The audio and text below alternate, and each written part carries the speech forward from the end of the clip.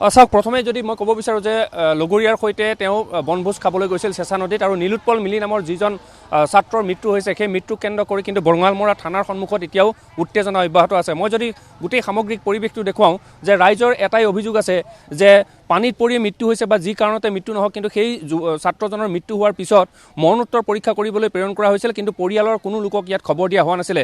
বিয়লিৰ ভাগতেই সেই ঘটনা চেঁচা নদীত সংঘটিত হৈছিল আৰু তাৰ পিছতেই কিন্তু স্কুটিত উঠাই লগৰীয়াৰ এই মৃতদেহটো এই থানাত আহি চমজাই দিছে আৰু চমজাই দিয়া মৃতদেহটো মৰণোত্তৰ পৰীক্ষা কৰাৰ পূৰ্বেই পৰিয়ালক খবৰ দিব লাগিছিল যদিও পৰিয়ালক কিন্তু কোনো ধৰণৰ ইয়াত খবৰ দিয়া হোৱা নাই আৰু ৰাইজ ওলাই আহিছে। ৰাইজ ওলাই আহি তেওঁলোকে প্ৰতিবাদ সাব্যস্ত কৰিছে, পুৱাৰে পৰা প্ৰতিবাদ সাব্যস্ত কৰিছে যে এই গোটেই ঘটনাটোৰ উচিত তদন্ত লাগে আৰু আৰক্ষীয়ে কিয় এই নীলোৎপলৰ পৰিয়ালক খবৰ নিদিলে, খবৰ নিদিয়াকৈ কিয় মৃতদেহ তেওঁলোকে মৰণোত্তৰ পৰীক্ষাৰ বাবে প্ৰেৰণ কৰিলে তাৰ বাবে তেওঁলোকে অভিযোগ তুলিছে। আমি কথা পতাৰ যত্ন কৰিম। ইয়াত যিসকল লোক আছে এই মুহূৰ্তত আমি আৰক্ষীয়ে যিটো তথ্য আমাক জাৰি কৰিছে যে 4জনকৈ যুৱক ইতিমধ্যে আৰক্ষীয়ে আটক কৰিছে আৰু তেওঁৰ বন্ধুক আটক কৰিছে। গতিকে বঙালমৰা থানাৰ এই পৰিৱেশটো যদি চাই তেতিয়াহ'লে ক'ব যে বঙালমৰা আৰক্ষীয়ে এই মৃতদেহটো পৰিয়ালক খবৰ নিদিয়াকৈ মৰণোত্তৰ পৰীক্ষাৰ বাবে প্ৰেৰণ কৰিছে। আমি কথা পাতিব বিচাৰিছোঁ।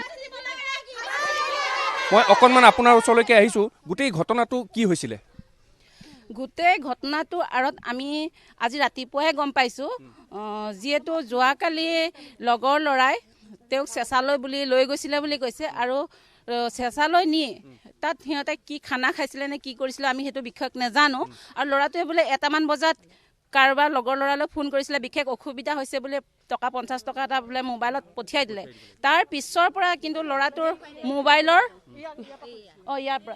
মোবাইলৰ কোনো ফোনৰ যোগাযোগ নাইকিয়া হৈ গ'ল। তাৰপৰা ঘৰত চিন্তাত পৰাৰ পিছতো তেওঁলোকে কোনো খা খবৰ পোৱা নাছিলে। কিন্তু আজি আমি ঘটনাটো ৰাইজে গম পাইছোঁ আৰু ইয়াত যেতিয়া খবৰ পালে মাক বাপেকক খবৰ দিছে যে সিহঁতে কিবা এটা অসুবিধা হৈছিলে, তেওঁলোক আহি আছে, সুস্থ আহি আছে, ভালে ভালে আহি আছে। আজি খবৰ দিছে নহয়, কালি ৰাতি খবৰ দিছে। তাৰপিছত ৰাতি খবৰ দিয়াৰ পিছত ভালে ভালে আহি থকাৰ খবৰ দিয়াৰ পিছত তেওঁলোকে কেতিয়া মৃতদেহ থানালৈ আনিলে ঘৰৰ মাক দেউতাকেও গম নাপায়। তাৰপিছত বোলে খবৰ দিছেগৈ, পুলিচ দুজনে গৈ খবৰ দিছেগৈ বোলে আপোনালোকৰ ল'ৰা নেকি। কিন্তু আহি নাপাওঁতে পুলিচে আকৌ লখিমপুৰ মেডিকেল কলেজলৈ মৃতদেহটো পোৱাৰ আগতেই তেওঁলোকে মৃতদেহটো তেওঁলোকে লৈ গৈছে।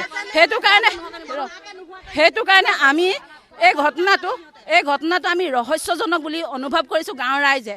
বঙালমৰা মিৰিগাঁও আৰু বঙালমৰা আৰক্ষী থানা যিটো তিনিআলি একেবাৰে আমাৰ লগতে লাগি থকা আৰু তেনেস্থলত 5 মিনিটো নালাগে ঘৰৰ পৰা ইয়ালৈ আহোঁতে।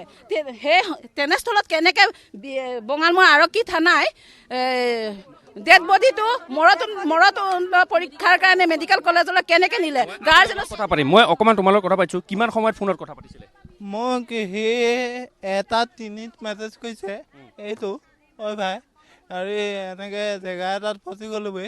মই ক'লোঁ ক'ত, কেনেকৈ ফচিলি? এই কৈছে এই জেঠালৈ আহিছিলোঁ আৰু মোৰ মানে আহিছিলোঁ ঘূৰি যাবলৈ পইচা নাই, তেল খতম হ'ল, কিমান লাগে বুলি দিলোঁ। এই কৈছে 50 হেল্প কৰ ভাই, ঘূৰি যাবলৈ পইচা নাই। মানে তেল ভৰাবৰ কাৰণে তোমাৰ পৰা পইচা 50 টকা লৈছিল।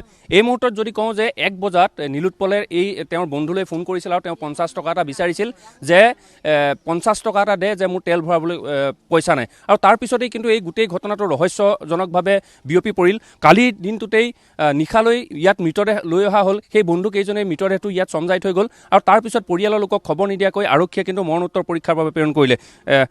কি গুণ পাইছে এই গোটেই বিষয়টোত? কি গুণ পাইছে?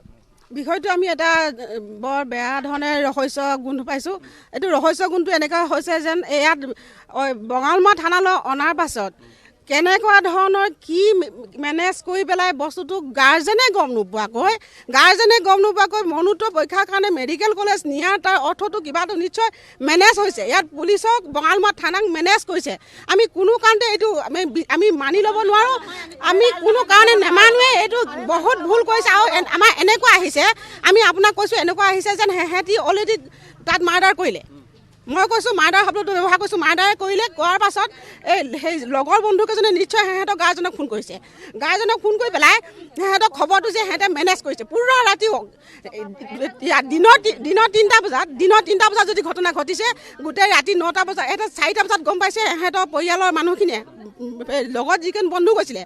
তাৰপিছতে যিজন ল'ৰা ইতিমধ্যে মাৰ্ডাৰ হৈছে তেওঁবিলাকৰ সেই গাৰ্জেনে কোনো ধৰণৰ খবৰ খাতি নাই পোৱা।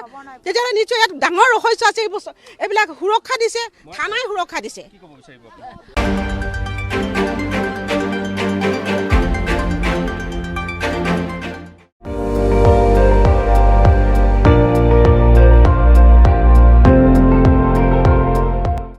আপুনি চাই আছে ND24, সৰ্বশ্ৰেষ্ঠ নহয় সৰ্বোত্তমৰ দৌৰত।